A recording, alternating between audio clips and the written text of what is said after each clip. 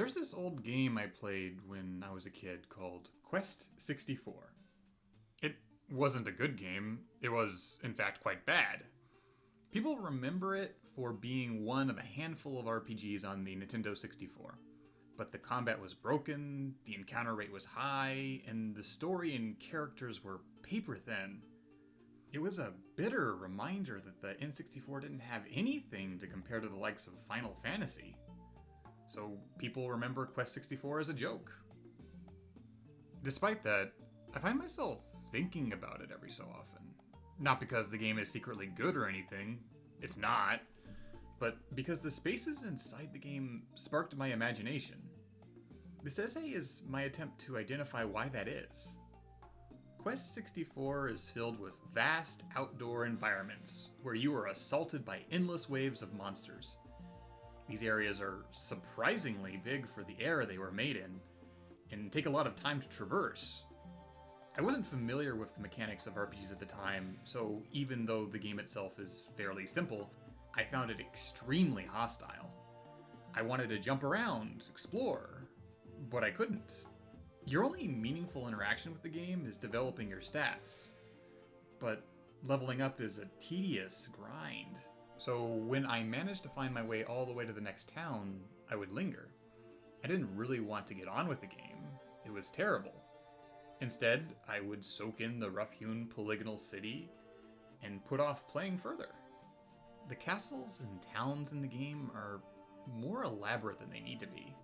There are numerous empty rooms and corridors, churches and libraries, kitchens and dining rooms, basements and gardens. Stuff that is functionally useless to the player, but implies a function for the non-player characters who live there. This stuff is there to add realism to the game world. But the actual story was so dry and uninteresting that I found myself focusing on these backdrops. The interior spaces of the game are like the outdoor levels, large and mostly empty. The graphics are so crude and the characters so vapid that it lends the game this eerie atmosphere. The people in this world suffer because the mystical plot devices have been stolen. An assortment of elemental orbs, crucial to the function of each city. But when you retrieve them, the kings insist that you keep them. Regardless of what you do, nothing changes. The people are static, empty, and sad. But the stage suggests there must be more to their lives. But there isn't. There's only monsters and the long, slow increment of numbers that gate your progress. Physical space in video games is weird. In the real world, buildings and rooms are typically built around their function. People want to get where they need and do what they want as conveniently as possible. We try to keep the things we use on a daily basis close at hand.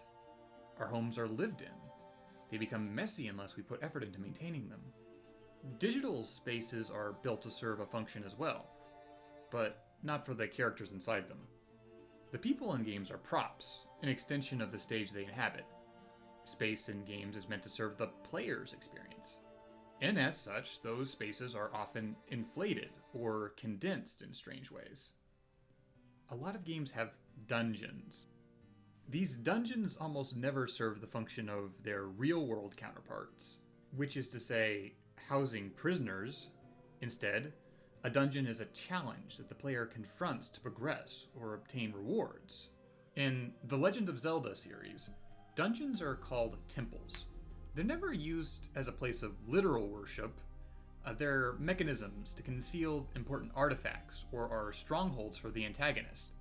They are filled with traps and monsters and puzzles, and navigating them is a task by design. They don't exist to house the creatures inside them. Some of those monsters have been locked in featureless rooms, waiting millennia for you to come along and fight them. The temples are also huge, often many times larger than the inhabited settlements elsewhere in the game world. They dominate the landscape, and if you consider the feat of engineering they represent, one could easily wonder why the ancients could not be bothered to build cities for people to live in as well. Dungeons don't exist for the people inside the game world. They exist for you, the player. Corridors will stretch and twist and dead end because having a space to explore and conquer is the function of that space. No one in the real world builds places like this. It would be a waste of material and labor and space. The closest thing in the real world I can identify is a mansion or a palace. But those things are designed that way to stand as conspicuous symbols of wealth and social standing. Form is defined by function. Some games will put much greater effort into creating verisimilitude. CRPG games, such as Pillars of Eternity, are inspired by dense fantasy novels where the appeal lies in how detailed the setting is. Games in this model will go to greater lengths to make environments feel plausible, but ultimately the purpose of that is to aid suspension of disbelief. A backdrop that is woven from the finest stitchwork is still just a backdrop. In Ocarina of Time, there's this glitch where you can walk up a seam in the level geometry to get up on this hill outside of Hyrule Castle. From this vantage point, you can see that the castle is actually a facade. I heard about this as a kid and I tried it, and I remember feeling betrayed to find the rest of the castle wasn't completely there. But why should it be? The game wasn't designed for you to explore or see the rest of the castle. But I experienced this at a time when I was obsessed with rumors about Ocarina of Time. I had played the game to completion multiple times, and I wanted there to be more. I needed for there to be more. I fantasized about the spaces the backdrop of the game implied existed, hoping there were new things for me to discover and explore. But there weren't. I had exhausted everything the game had to offer. Throughout my life, I've been fascinated by the concept of secret passages. I've always been in love with the idea that there might be something to discover just out of plain sight. That's part of why I was attracted to games in the first place. Many of them are designed in a way where you can live out that fantasy. They litter the game world with unlocked treasure boxes that no one else has thought to loot before you came along. They twist hallways into mazes and they hide mysteries behind simple puzzles. No challenge it presents is impossible. The game wants you to see the adventure through to the end.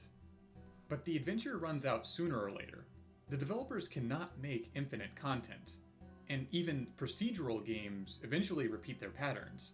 When the piece is wrung dry of its last drop of discovery, the only thing left is to stare at the backdrop and wonder if maybe there's one more secret passage behind it. Modern games attempt to feed our need for discovery by giving us more. Big, open worlds overrunning with so much content it spills over. The horizon, or at least the minimap, is dotted with things to do. But often those worlds feel a bit shallow. The bigger the world is, the more work it is to fill. A facade, although it's a trick, can imply a world is bigger than it is. And nothing can feel as expansive as your own imagination. I used to have nightmares about Quest 64. That weird, eerie feeling I got from staring at the backdrop of the game took on a life of its own. In the dream, I managed to fall off a cliff, one the game would never allow me to. There was a cave on the side of the cliff, and I managed to get inside of it. It was in there that I learned that the hollow people above were just puppets. The real people, the ones implied by the houses and kitchens and bedrooms, were all gone, and there was nothing I could do about it. I wasn't even supposed to know. Now, that sounds like something that came out of a bad creepypasta, but it's an experience that followed me. Something that affected me, much more than the game that inspired it. Quest 64 is bad. It's difficult to argue anything in the game's defense. But the one thing that has stuck with me about the game, that's haunted me, is that it got me to stare into the negative space of a game and put a piece of myself inside of it. That part of me was my fear and my anxiety. And as awful as those feelings can be, they're still part of me, and they spark wonder. Sometimes a broken or incomplete thing can feel like a vast and wild sea if you let your imagination run wild. A locked door can hide anything. A game's world doesn't need to be giant or endless. It just needs you to buy into the idea that there's more. If you can imagine a secret passage where there isn't, you can hold on to a sense of mystery forever. And that's when you start telling your own stories.